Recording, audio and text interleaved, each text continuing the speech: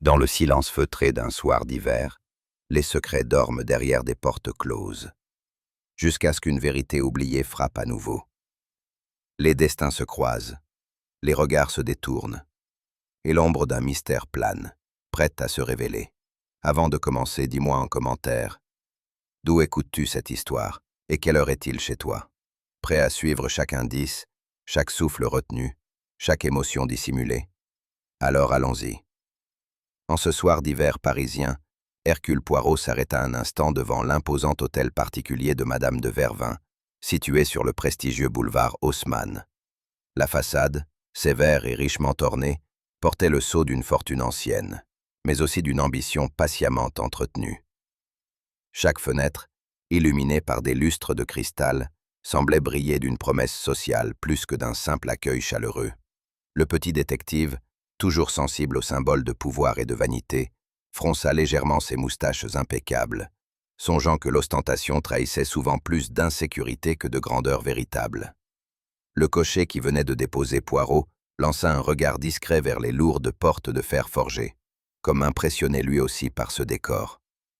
Poirot, quant à lui, remit d'un geste précis ses gants clairs, puis s'avança vers l'entrée, accueilli par un majordome à l'air compassé. Il gravit les marches de marbre avec cette gravité modeste qui lui était propre, parfaitement conscient que ce genre de réunion mondaine n'était pas seulement un divertissement, mais aussi un théâtre où se jouaient des rivalités et des drames cachés. L'air était vif, et déjà, derrière les portes, s'élevait le murmure d'un salon plein de promesses et de tensions latentes. Dès qu'il pénétra dans le grand salon, Poirot fut enveloppé par une atmosphère où luxe et raffinement semblaient vouloir rivaliser militaire passé que la crainte de faillir à l'étiquette mondaine. L'ensemble respirait la distinction, mais une distinction marquée d'un parfum subtil de vanité et de décadence. Le détective comprit aussitôt que cette soirée n'était pas qu'une aimable réunion, mais une scène où chacun jouait un rôle, avec plus ou moins de sincérité. Tout en se déplaçant parmi les convives, Poirot conservait cette attitude modeste et légèrement détachée qui lui permettait de voir ce que d'autres ne percevaient pas. Là où un regard superficiel n'aurait discerné que des sourires et des politesses, il repérait déjà les failles dans le vernis social. Un gentleman, dont la mise irréprochable aurait pu impressionner, affichait des chaussures si polies qu'elles en devenaient presque ridicules, signe d'une obsession pour l'apparence et d'une anxiété dissimulée. Une dame, qui riait trop fort aux plaisanteries convenues, jetait parfois des regards furtifs vers la porte, comme si elle craignait une arrivée ou surveillait un départ. Poirot, savourant en silence le jeu des apparences, en vint à se dire que ce salon ressemblait à une partie d'échecs où chaque geste trahissait une stratégie invisible. Ses moustaches frémirent lorsqu'il nota une serviette pliée trop souvent dans les mains d'un invité nerveux, ou un verre tenu trop fermement par une femme qui se voulait détendue. Ces détails, insignifiants aux yeux des autres, constituaient pour lui les premiers indices d'un drame souterrain. Les petites choses, songea-t-il, sont toujours révélatrices des grandes vérités. Et ce soir-là, chaque détail semblait promettre un secret prêt à éclore. Soudain, l'attention se concentra vers la double porte qui s'ouvrit avec lenteur, révélant la silhouette de Madame Élise Aubry. La veuve, vêtue d'une robe sombre relevée de dentelles délicates, entra avec cette maîtrise théâtrale qui Poirot observa avec attention ce mélange de confiance éclatante et de vulnérabilité cachée. Une femme qui s'expose ainsi, songea-t-il, ne le fait jamais sans un but. Et plus encore, une femme qui attire les regards sait pertinemment qu'elle risque aussi d'attiser la jalousie ou la rancune. Dans ce salon déjà tendu, son entrée ajoutait une note dramatique, annonçant presque une révélation. Ce fut alors qu'avec un sourire qui oscillait entre l'orgueil et la provocation, Madame Aubry sortit de son sac un petit objet qui fit sensation.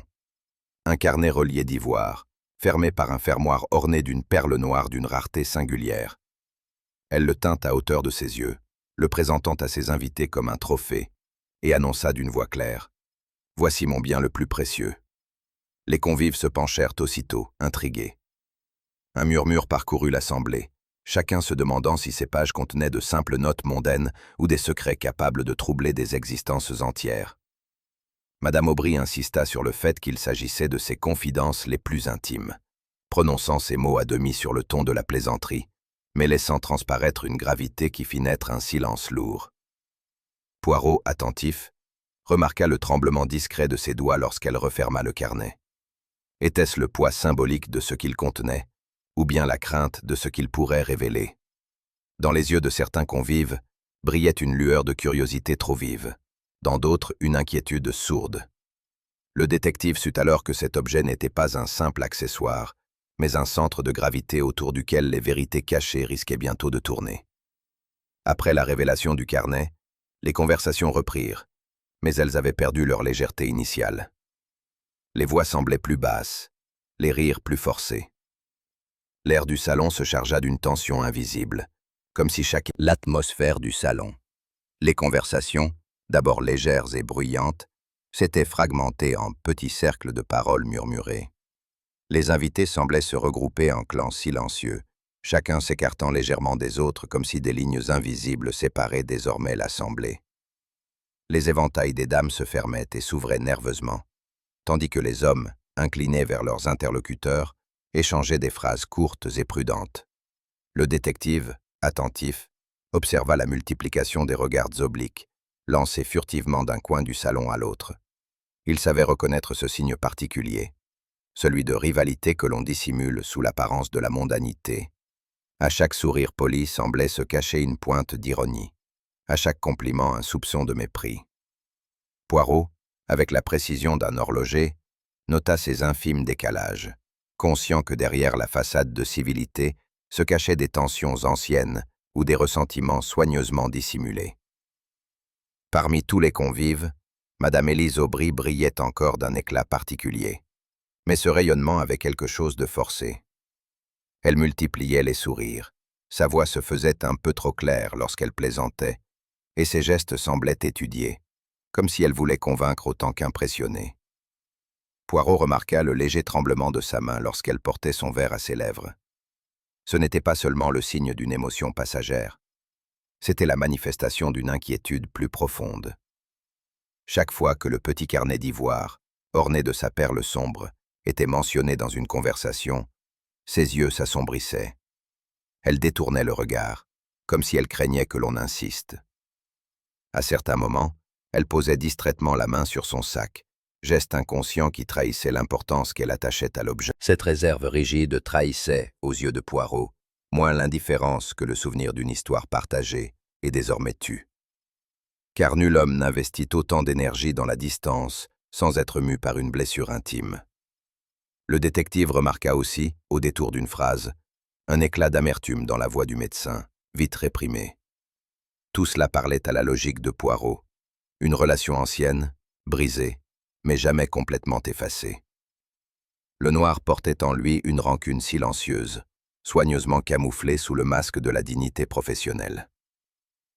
Thérèse Blanchot, la jeune compagne de Madame Aubry, se tenait tout près de sa maîtresse, comme une ombre attentive. À chaque instant, elle anticipait ses gestes, lui tendre un éventail, ajuster un coussin, chasser une indiscrétion importune. Ses yeux clairs fixaient Madame Aubry avec une intensité troublante, mélange de dévouement et de crainte. Pour Poirot, cette attitude dépassait la simple fidélité d'une demoiselle de compagnie. Elle relevait d'une possession sourde, d'un attachement qui confinait à la jalousie. À chaque fois qu'un invité s'approchait un peu trop de la veuve, Thérèse resserrait instinctivement sa présence, comme pour marquer un territoire invisible. Le petit Belge, qui connaissait les subtilités des passions humaines, nota cette ferveur avec intérêt. Les relations où l'adoration se mêle à la dépendance recèlent souvent des tensions explosives. Thérèse paraissait vivre non pas pour elle-même, mais par et pour Madame Aubry, et ce genre d'existence, songea Poirot, finit toujours par générer des blessures profondes. À l'opposé de cette dévotion, l'attitude de maître Armand Rochefort contrastait vivement. Avocat réputé pour sa discrétion, il laissait transparaître malgré lui une hostilité mal contenue à l'égard de Madame Aubry. Madame Aubry, cherchant distraitement son carnet, ne le retrouva pas. Ses mains fouillèrent son sac. Ses yeux se posèrent autour d'elle avec une hâte mal dissimulée. Un murmure parcourut l'assistance. « Il a sans doute glissé quelque part », déclara-t-elle en riant d'une voix trop aiguë. Mais son rire avait la fragilité du verre sur le point de se briser. Elle insista sur le caractère anodin de la disparition. Mais Poirot, observant le pâlissement de son teint et le tressaillement de ses lèvres, comprit que cette perte l'atteignait plus profondément qu'elle ne voulait l'avouer. Pour la première fois ce soir-là, ses yeux laissèrent entrevoir une peur véritable, presque panique. Les invités, gênés, se dispersèrent en feignant l'indifférence. Poirot, lui, sut qu'un fil venait d'être tiré et que, tôt ou tard, toute la trame de secret s'en trouverait dénouée. Le lendemain matin, Hercule Poirot s'éveilla dans une atmosphère singulièrement lourde. L'hôtel particulier de Madame de Vervins, si animé la veille, s'était plongé dans un silence tendu, comme si chaque meuble, chaque tenture, retenait son souffle. Les domestiques circulaient à pas feutrés dans les longs couloirs, les visages empreints d'une gravité inhabituelle, évitant de croiser les regards. Ce silence n'était pas celui de la tranquillité, mais bien celui d'une inquiétude partagée, où l'on devine que quelque chose s'est produit ou s'apprête à se révéler. Poirot, sensible à ces atmosphères invisibles, perçut immédiatement qu'un malheur planait sur la maison. En descendant l'escalier principal, il remarqua que les conversations, lorsqu'elles s'élevaient, s'interrompaient brusquement à son approche. Les regards se détournaient, et les domestiques, soudain absorbés par leurs tâches, semblaient s'efforcer de dissimuler une agitation mal contenue. Tout indique de crispation autour de la bouche et du front. Ce contraste, imperceptible pour des yeux distraits, frappa immédiatement le détective. Les rideaux, à demi tirés, laissaient entrer une lumière pâle qui soulignait l'étrangeté de la scène. Un verre de vin reposait encore sur la table de nuit, intact, comme si la main qui l'avait porté s'était figée avant d'y goûter. La chambre, loin d'offrir l'image paisible d'une mort naturelle, semblait imprégnée d'un trouble muet, une dissonance que Poirot perçut avec l'instinct sûr de ses petites cellules grises. Très vite, l'hypothèse d'une crise cardiaque circula parmi les domestiques et les proches présents dans la maison. On dépêcha un médecin, dont le verdict provisoire sembla confirmer l'explication la plus rassurante. Madame Aubry, souffrant depuis longtemps d'une santé fragile, aurait succombé à une défaillance du cœur. Mais Poirot, se tenant légèrement en retrait, observa la scène avec cette acuité qu'il réservait aux détails. La position du verre, placé trop près du bord de la table comme s'il avait été reposé avec précipitation, le troubla. La couverture soigneusement tirée jusqu'au menton paraissait l'œuvre d'une main étrangère, plutôt que celle de la défunte elle-même.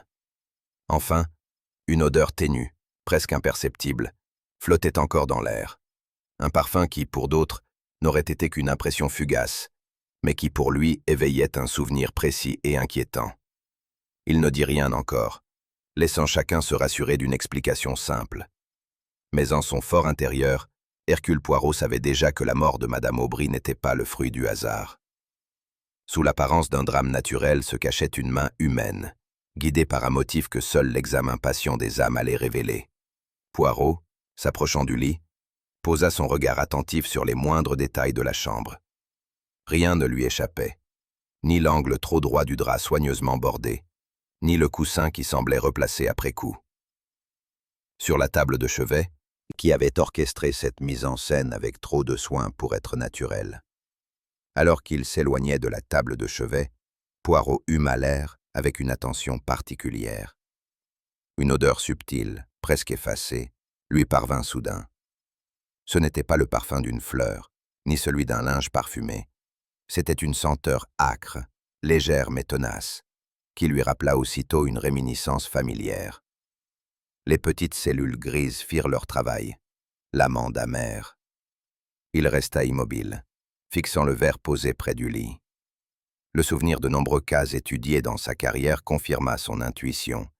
Cette fragrance caractéristique n'appartenait pas au domaine de l'innocence domestique, mais à celui du poison.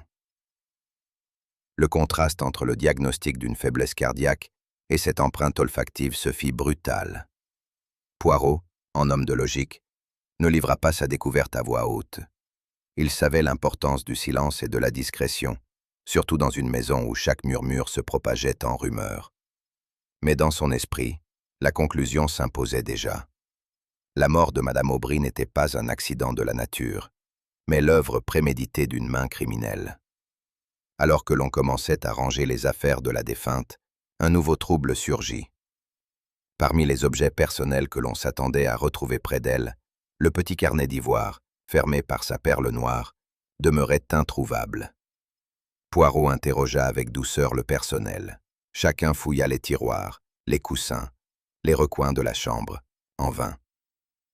La disparition de ce carnet, exhibé avec tant d'orgueil la veille encore, frappa le détective comme une confirmation supplémentaire de son hypothèse. Si la mort de Madame Aubry avait été naturelle, le carnet aurait reposé là où elle l'avait déposé. Mais son absence signifiait qu'une main l'avait délibéré. Il se dit que le crime n'avait pas pour mobile une perle, aussi rare fût-elle, mais bien ce que ce fermoir protégeait, des mots. Les confidences consignées dans ce carnet, qu'elles fussent souvenirs, aveux ou accusations, représentaient une menace suffisante pour que l'on supprime celle qui les détenait. Les mots, songea-t-il, sont parfois des armes plus redoutables que le pistolet ou le couteau. Dans la solitude de ses réflexions, il inclina la tête avec gravité. Derrière l'éclat mondain de Madame Aubry se cachait une vérité enfouie que quelqu'un avait jugée insupportable. Et dans cette maison encore figée par le deuil, Poirot sut qu'il n'était qu'au seuil d'un mystère où la psychologie des âmes pèserait plus lourd que les preuves matérielles. Après le tumulte de la découverte, Poirot demanda à Madame de Vervins la permission d'utiliser le petit salon attenant à la bibliothèque. C'était une pièce sobre, aux rideaux tirés, où la lumière adoucie donnait au visage une gravité particulière. Le détective, fidèle à ses méthodes, voulait que les entretiens se déroulent dans un climat de courtoisie, mais aussi de retenue, où chaque mot pèserait davantage. Les domestiques furent congédiés, le silence se fit, et Poirot, assis dans un fauteuil au coussin trop ferme, attendit calmement. Il savait que la vérité se glisse rarement dans les grandes déclarations. Elle se révèle dans les détails, les intonations, les silences qui s'éternisent un peu trop. À ses yeux, chaque entretien n'était pas une confrontation, mais une occasion d'observer la mécanique intime des âmes. Et ce matin-là, il sentait que la tension dans la maison rendrait ses observations plus fécondes encore.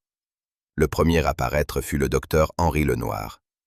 Grand, sec, le port altier, il s'assit avec une raideur militaire et déclara d'une voix ferme que Madame Aubry était condamnée. Répondait par des phrases brèves, sèches, presque cinglantes. Cette sécheresse n'était pas le fruit du hasard. Elle cachait un orgueil blessé, le désir de ne pas laisser transparaître une émotion encore vive. En écoutant la cadence de ses paroles, Poirot nota que les réponses se faisaient plus rapides lorsqu'il s'agissait de nier une proximité passée avec Madame Aubry. Trop rapide, trop catégorique. Comme s'il fallait effacer, d'un revers de main, des souvenirs devenus gênants. Lenoir, malgré son austérité, portait encore la marque d'un homme écarté, rejeté, et qui refusait d'avouer sa blessure. « Il me semble, docteur, que vous parlez avec beaucoup de conviction, » dit Poirot doucement. Un léger frisson parcourut le visage de Lenoir, imperceptible pour d'autres. Mais pour Poirot, c'était l'indice précieux d'une fierté qui continuait à gouverner ses gestes et ses silences. Vint ensuite Thérèse Blanchot. La jeune femme entra en titubant presque, le visage noyé de larmes, ses mains crispées sur un mouchoir froissé. À peine installée, elle éclata en sanglots, proclamant entre deux sanglots que Madame Aubry était une femme pure, injustement critiquée, jalousée par tous. Sa voix tremblante s'élevait avec une ferveur telle que l'on aurait cru à une confession religieuse. Poirot, attentif, la laissa se répandre sans l'interrompre. Il savait que l'excès d'émotion peut en dire davantage qu'un silence calculé. Derrière l'éloge incessant de sa maîtresse, il percevait une tonalité plus sombre, une jalousie étouffée, une peur sourde que l'on ternisse l'image de celle qu'elle vénérait. Plus elle parlait, plus ses paroles devenaient exaltées, comme si elle cherchait à protéger non seulement la mémoire de la défunte, mais aussi l'idée qu'elle se faisait d'elle-même à travers cette relation. Et dans cet excès même, le détective comprit alors que cette relation n'était pas fondée sur un simple devoir domestique. Elle était le centre même de la vie de Thérèse.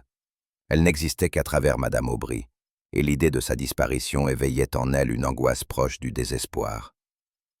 Poirot, en homme de psychologie, nota que ce type d'attachement absolu, dépourvu de mesure, pouvait devenir aussi dangereux qu'une haine déclarée. L'amour exclusif, lorsqu'il se mêle à la peur de l'abandon, engendre souvent les gestes les plus extrêmes. Enfin, Maître Rochefort se présenta, le visage fermé, la bouche tordue en un sourire amer. Dès les premiers mots, son ton fut caustique. « Cette affaire, dit-il, finira par salir des noms que vous croyez respectables. » Il parlait avec une ironie sèche, comme s'il cherchait à se venger de la défunte même au-delà de la tombe. Poirot, imperturbable, l'écouta. L'avocat insinua que le carnet disparu contenait des vérités capables de détruire des réputations solides, et qu'il valait peut-être mieux qu'il ne reparaît jamais. Ces phrases, calculées mais venimeuses, semblaient destinées à suggérer une menace diffuse. Sous cette hostilité ouverte, Poirot perçut la peur. Non pas celle d'un homme indigné, mais celle de quelqu'un qui savait trop bien ce qui risquait d'être mis au jour. Le demi-sourire de Rochefort n'était qu'un masque. Son regard, fuyant, laissait deviner un passé où lui et Madame Aubry avaient partagé des affaires trop compromettantes pour être évoquées à voix haute. Le lendemain de la tragédie, alors que l'hôtel particulier demeurait imprégné de cette atmosphère lourde qui suit les drames, une jeune femme de chambre demanda timidement à parler à Poirot. Ses mains, jointes avec nervosité, trahissaient la crainte de s'exprimer. Après de longues hésitations, infinies, il ramassa les morceaux fragiles, veillant à ne pas les réduire en poussière. Ses doigts précis, habitués à manipuler les indices les plus infimes, reconstituèrent patiemment quelques fragments de pages. Le papier, jauni et fragilisé par la flamme, conservait par endroits une écriture fine, d'une encre presque effacée. Poirot, plissant les yeux, déchiffra avec lenteur ces vestiges. Son esprit méthodique enregistra la disposition des mots, la forme des lettres, comme s'il reconstituait un puzzle dont les pièces manquantes rendaient l'image encore plus troublante. À mesure qu'il observait, il ressentait un frisson intérieur. L'incendie volontaire de ces pages ne pouvait être qu'un acte de panique, car celui qui agit par prudence prend soin d'anéantir toute trace. Celui qui agit par peur précipite ses gestes et laisse subsister ce qui, tôt ou tard, parlera contre lui. Poirot savait que ces cendres contenaient encore l'écho d'un secret que l'on avait vainement voulu réduire au silence. En recollant mentalement les morceaux, Poirot distingua 3 fragments distincts. Le premier, presque intact, contenait les mots « dettes impayées ». Le second, plus abîmé, laissait deviner « un enfant ». Le dernier, le plus fragile, portait encore ces 2 mots glaçants « silence acheté ». Ces bribes, isolées mais évocatrices, ouvrirent à l'esprit du détective des perspectives inquiétantes. Il ne s'agissait pas d'élucubrations mondaines, mais d'aveux ou de notes d'une gravité exceptionnelle. Derrière ces mots se profilait l'image d'une vie complexe, tissée de compromissions financières, de liens dissimulés et de secrets trop lourds pour rester dans l'ombre. Poirot comprit aussitôt que le carnet n'avait pas été dérobé pour la valeur de sa perle, mais bien pour ce qu'il consignait. Ces mots fragmentaires, à eux seuls, il devint évident que chacun d'eux se sentait menacé, comme si ces mots partiels suffisaient à réveiller des souvenirs ou des complicités enfouies. Dans le salon, les murmures ressemblaient à ceux d'une assemblée où chacun craignait que l'autre ne découvre sa propre faille. Et Poirot, savourant en silence cette agitation, se dit que la vérité n'était plus seulement une hypothèse, mais une lame suspendue au-dessus de plusieurs têtes. Retiré dans la bibliothèque, Poirot se laissa aller à ses réflexions. Il savait que les objets ont parfois une valeur symbolique, mais dans ce cas précis, le carnet n'avait rien d'un bijou mondain. Sa perle noire, si rare fût-elle, n'était qu'un ornement.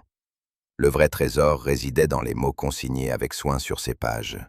« C'est une question de psychologie, mon ami », aurait-il dit à Hastings s'il avait été là. Car ce n'était pas la possession du carnet qui importait, mais la peur qu'inspirait son contenu.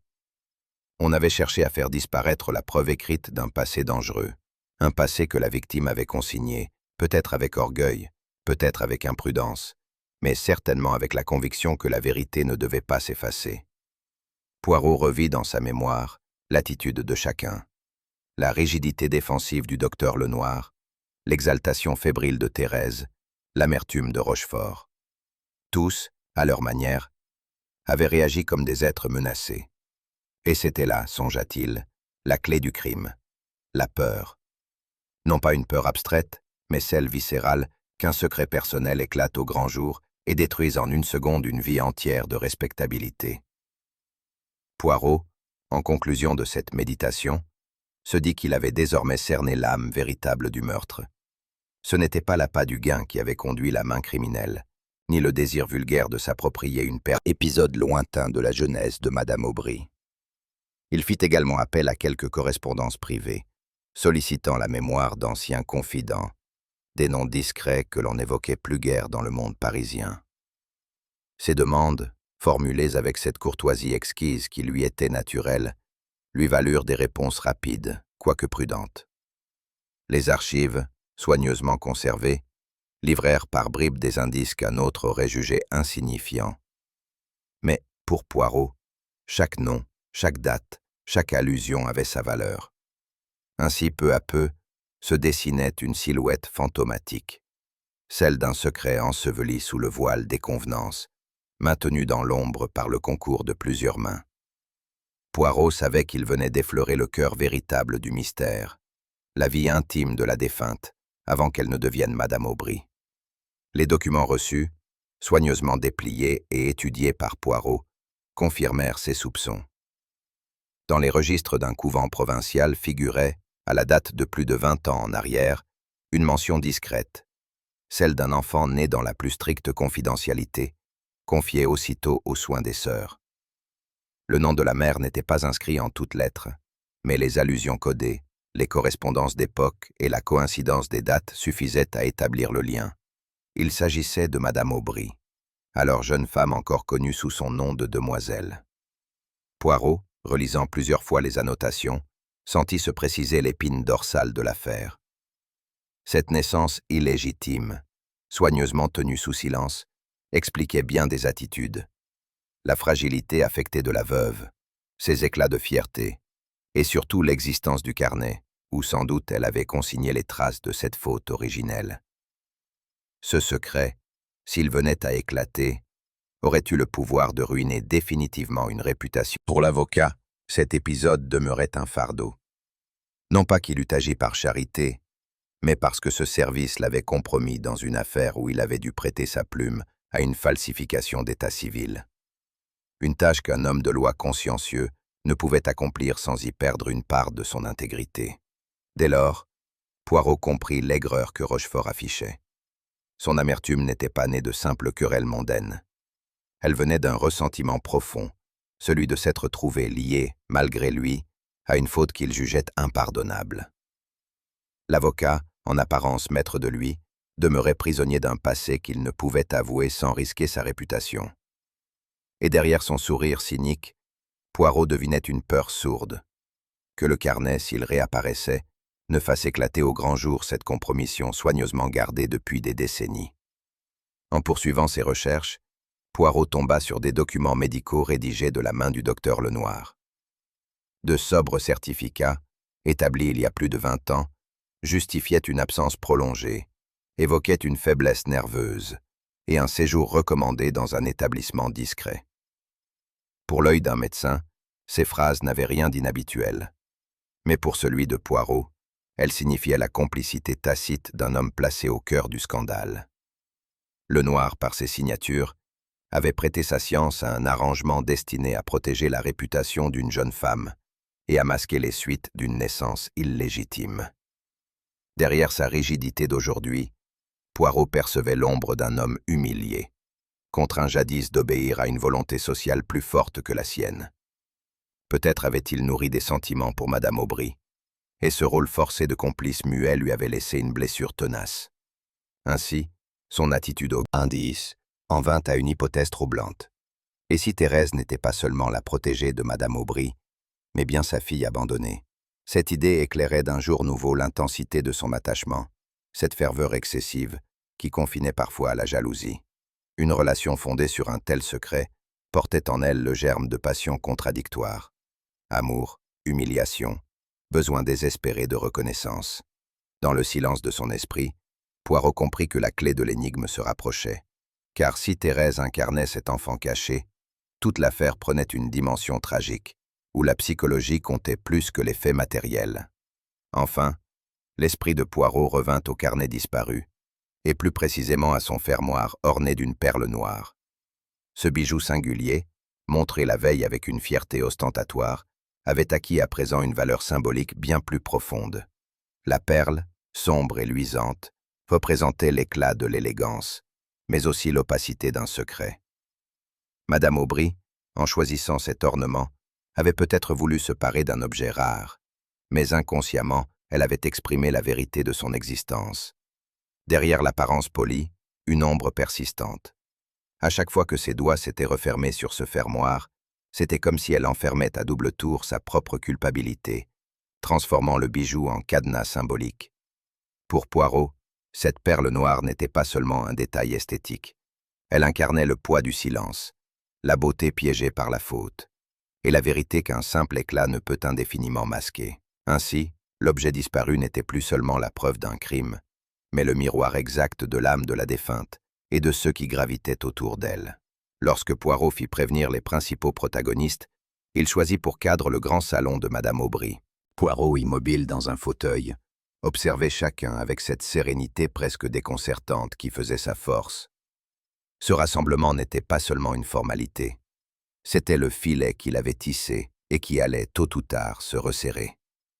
Lorsqu'un silence pesant s'installa, Poirot prit la parole. Sa voix, douce mais ferme, résonna avec une clarté qui contrastait avec la lourdeur de l'air ambiant. « Mesdames, messieurs, dit-il, le carnet de Madame Aubry n'est point perdu. Non, il demeure parmi nous, caché non loin d'ici. Et ce carnet, permettez-moi de le dire, contient des vérités qu'il eût mieux valu ne jamais consigner. » À ces mots, un frisson parcourut l'assemblée. Poirot continua, imperturbable. « J'invite chacun de vous à réfléchir non pas à la valeur d'une perle, mais à la puissance de mots écrits de la main d'une femme qui savait trop de choses. » Son calme apparent avait pour effet d'exacerber les nerfs déjà tendus. Chaque suspect, dans son silence, paraissait pris à témoin.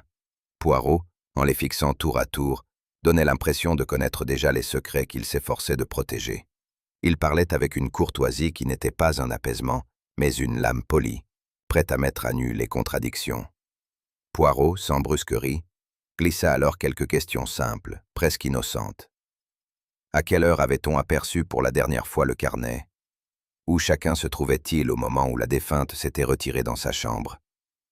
Les réponses vinrent, rapides ou hésitantes, mais jamais parfaitement cohérentes. Rochefort affirma qu'il n'avait prêté aucune attention au carnet, mais un instant plus tard, il reconnut avoir vu Madame Aubry le tenir encore lorsqu'elle parlait avec Thérèse. Le docteur Lenoir déclara que la soirée s'était achevée pour lui sans incident. Valeur de protestation hautaine. Mais ce mutisme volontaire ne faisait qu'accroître le soupçon qui pesait sur lui.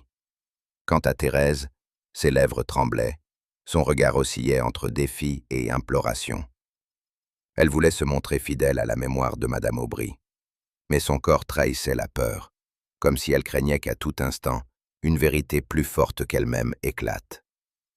Pour Poirot, cette gamme d'émotions, de la colère à la crainte, n'était pas un chaos. C'était la confirmation que son filet se resserrait et que la vérité allait jaillir de ses réactions incontrôlées. Lorsqu'il estima que les nerfs de chacun étaient poussés à leur limite, Poirot se redressa légèrement. Ses yeux brillèrent d'une assurance tranquille, et il déclara d'un ton mesuré. « Vous avez cru, mes amis, que le carnet avait disparu à jamais. Mais je vous dis que non. Il n'était pas dans la chambre de Madame Aubry. Il n'était pas brûlé dans la cheminée. Il était caché ici même, dans cette maison. » Il reprit, pas à pas, les étapes de son raisonnement. Le désordre artificiel de la chambre, le verre déplacé, l'odeur de poison, la peur visible sur le visage de la défunte lorsqu'elle avait parlé du carnet la veille. Tout cela formait, pour lui, une chaîne logique. Le coupable, dit-il doucement, a cru qu'en dissimulant l'objet, il effaçait la menace. Mais les petits détails, toujours les petits détails, me conduisirent vers le lieu exact de sa cachette. Son ton n'était ni accusateur ni triomphant. C'était celui d'un professeur patient expliquant une démonstration déjà achevée. Mais sous cette sérénité, chacun sentit la tension s'accroître. Le moment de vérité approchait. Enfin, Poirot se leva et s'avança vers le bureau qui se trouvait contre le mur du salon. Poirot, sans élever la voix, conclut. Voilà, mesdames et messieurs, ce que l'on croyait perdu. Le carnet n'a jamais quitté cette maison. Et dans cette phrase simple, chacun comprit que le temps des faux-semblants venait de s'achever, et que la vérité, enfermée dans ces pages, ne pouvait plus être retenue longtemps. Lorsque le carnet fut posé sur la table, le tumulte menaça d'éclater. Rochefort s'écria qu'il s'agissait d'une mascarade. Le noir fronça les sourcils dans une indignation glacée, et Thérèse se recroquevilla sur elle-même comme sous le poids d'une révélation redoutée. Mais Poirot, levant une main calme, ramena le silence. Sa voix, douce et mesurée, imposa aussitôt une discipline que nul n'osa braver. « Mes amis, dit-il, il est temps d'apporter de l'ordre là où règne la confusion. Vous allez entendre, pas à pas, comment mes petites cellules grises m'ont conduit à la vérité. » Son accent belge, toujours présent, conférait à ces mots une gravité singulière. La pièce, d'un seul coup, se figea. On n'entendait plus que le craquement discret du bois dans la cheminée. Ainsi installé en maître d'orchestre invisible, Poirot entreprit de dérouler le fil d'une logique implacable. Poirot commença par énumérer les faits. D'abord, la disparition du carnet lors de la soirée, suivie de la découverte de ses fragments brûlés. Ensuite, les contradictions entre les témoignages, chacun trahissant plus qu'il ne voulait dire. Enfin, la peur perceptible dans les regards lorsque les mots « dette »,« enfant » et « silence » avaient été prononcés. « Une perle, mes amis, n'a point le pouvoir de provoquer un meurtre, » dit Poirot. Mais un secret consigné dans ce carnet, lui, pouvait détruire plusieurs existences. Son regard, circulant lentement d'un visage plus profond, enraciné dans le sang et dans l'abandon. Un murmure parcourut l'assistance. Thérèse, immobile, paraissait sur le point de s'effondrer. Ses yeux, rougis, fixaient Poirot comme si elle devinait déjà ce qu'il allait prononcer. Alors, Poirot ouvrit le carnet à une page intacte. Son doigt indiqua une écriture fine, où se lisait une phrase encore lisible. L'enfant, confié aux sœurs de Saint-Clair. Silence acheté. Il ferma doucement le volume et dit « Cet enfant, mesdames et messieurs, ce n'était pas une orpheline quelconque, c'était Thérèse. Oui, mademoiselle, vous n'étiez pas la pupille recueillie par charité, mais la fille abandonnée de madame Aubry. » Un souffle glacé parcourut la pièce. Rochefort détourna la tête, comme accablé par une vérité qu'il redoutait depuis longtemps. Le noir se raidit, livide. Son passé de complice silencieux revenu l'accusait. Poirot poursuivit. « Tout explique désormais votre attachement fébrile, mademoiselle. Toute votre vie, vous avez vécu dans l'ombre de celle que vous appeliez maîtresse, mais qui était en vérité votre mère. Vous cherchiez son regard, son amour, son approbation. Et lorsque le carnet révéla ce secret, ce fut pour vous non pas une délivrance, mais une humiliation insupportable. » Thérèse, secouée de sanglots muets, ne protesta pas. Son silence seul était un aveu. Poirot s'adressa alors à tous, comme un conférencier qui dénoue la psychologie d'un drame. Imaginez, mes amis, une enfant cachée, grandissant dans l'ombre. Puis, devenue femme, elle découvre que celle qu'elle vénère l'a en réalité rejetée dès la naissance. Qu'éprouve-t-elle? De l'amour, certes, mais aussi la honte, la blessure de l'abandon. Sa voix resta calme, mais les visages tendus des convives reflétaient l'effroi d'une tragédie humaine mise à nu. Poirot se pencha légèrement, comme pour alléger le poids de sa révélation. La nuit de sa mort, madame Aubry prit un verre de vin. Mais ce verre avait été préparé par une main qui tremblait de passion et de désespoir. Quelques gouttes suffirent. Il expliqua que le parfum d'amande amère, imperceptible pour d'autres, avait trahi l'usage du cyanure. Ce n'était pas un crime froidement calculé, dit Poirot, mais un acte de rage, un geste irréfléchi d'une âme qui souffrait. Thérèse ne voulait pas l'argent, ni la perle. Elle voulait seulement que le silence demeure, que l'humiliation ne soit pas révélée. À ces mots, la jeune femme poussa un sanglot étouffé, ses épaules secouées par la douleur de l'aveu implicite. Poirot conclut enfin, prenant dans sa main le carnet refermé. Il effleura le fermoir orné de la perle noire et dit d'une voix grave. « Voyez cette perle.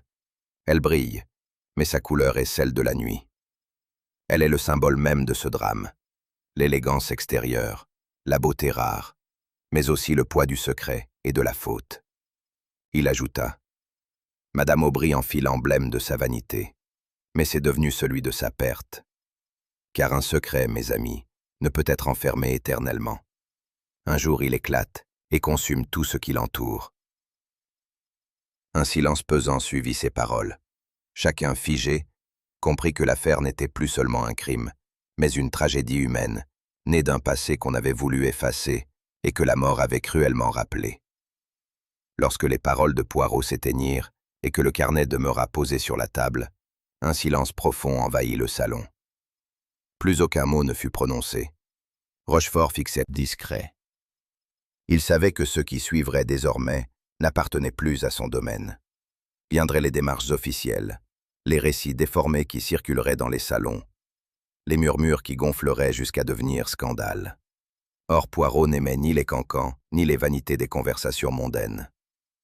Ce qu'il cherchait, lui, ce n'était pas l'agitation d'après-coup, mais la solitude nécessaire à la réflexion. Il prit congé avec une courtoisie impeccable, puis franchit le seuil de l'hôtel particulier, laissant derrière lui les regards accablés et les chuchotements étouffés. Dans son esprit déjà, se dessinait le besoin de méditer en silence, loin des passions humaines. Dehors, l'air vif de l'hiver l'accueillit comme une délivrance. Poirot marcha lentement vers les quais, ses pas résonnant sur les pavés humides. Le ciel, gris pâle, se reflétait dans les eaux sombres de la Seine, où quelques reflets argentés luisaient sous la clarté hésitante du jour. Il avançait sans hâte, savourant la solitude. Chaque enquête laissait derrière elle une empreinte plus profonde que le simple triomphe de la logique. Cette fois encore, ce n'était pas seulement un meurtre qu'il venait d'élucider, mais une histoire de honte et de passions humaines, où la vérité avait éclaté trop tard pour sauver une vie. Le murmure régulier du fleuve, indifférent au drame des hommes, apaisait son esprit. Poirot s'abandonna à cette marche comme à une méditation. La froide lumière hivernale, glissant sur les flots, semblait répondre à sa mélancolie. Dans la majesté silencieuse du fleuve, il trouva la distance nécessaire pour comprendre non seulement les faits, mais aussi la douleur qu'ils avaient engendrée. Tout en marchant, Poirot songea à la nature des secrets. « Mon ami Hastings, » pensa-t-il avec un sourire absent, « dirait que certaines vérités sont faites pour rester enfouies. Mais moi, je sais que tout secret est comme une graine plantée dans l'ombre. Tôt ou tard, il croît, il se déforme, et il brise ce qui l'entoure. » Il se remémora le visage de Madame Aubry, fière et fragile, tenant ce carnet comme on tient un talisman. Elle avait cru enfermer ses fautes dans un écrin de cuir. Mais les mots inscrits sur ces pages avaient acquis une vie propre, irrésistible. Ils avaient traversé le temps pour réclamer justice. Pour Poirot, il n'y avait pas de fatalité plus claire. Toute vérité étouffée finit par ressurgir. Et souvent, elle revient sous une forme plus destructrice encore que si elle avait été révélée au grand jour. C'est cela, songea-t-il, qui empoisonne les existences. Non pas les fautes commises, mais le silence obstiné qui les recouvre. Son esprit revint à l'image de la perle noire, posée sur le fermoir du carnet. Quelle ironie que cet ornement, choisi pour son éclat rare, ait fini par incarner le contraire de la lumière. La perle, fruit d'une imperfection enfermée dans une coquille, représentait à merveille la vie de Madame Aubry, brillante à l'extérieur, mais forgée dans le secret et la douleur. Poirot songea que cette perle, si belle aux yeux des hommes, d'autres drames se joueraient encore dans les salons dorés et les maisons bourgeoises. Mais celui-ci, avec sa perle noire, resterait dans sa mémoire comme l'exemple éclatant d'une vérité simple. La beauté n'abolit pas la faute, et les secrets, aussi soigneusement cachés soient-ils, projettent toujours une ombre. La vérité, une fois révélée, laisse toujours dans son sillage un parfum de mélancolie, comme si la lumière elle-même portait encore l'ombre du secret. Et vous, auriez-vous perçu derrière les sourires et les silences, la main guidée par la passion et la honte? Partagez vos réflexions en commentaire. Et si cette enquête vous a captivé, n'oubliez pas de liker, de vous abonner et de la transmettre à ceux qui aiment les mystères. Car chaque énigme résolue demeure une fleur fragile, éclose au bord de l'inconnu.